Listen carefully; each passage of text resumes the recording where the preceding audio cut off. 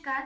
એનએબી અરવલ્લી સાબરકાંઠા જિલ્લા શાખા દ્વારા આયોજિત ગરબા કોમ્પિટિશનમાં હું ખાંટ અમિતા ગરબો પ્રસ્તુત કરવા જઈ રહી છું, જેના શબ્દ છે ગરબાની દીપમાળા અને કીબોર્ડ મેં જાતે પ્લે કર્યું છે।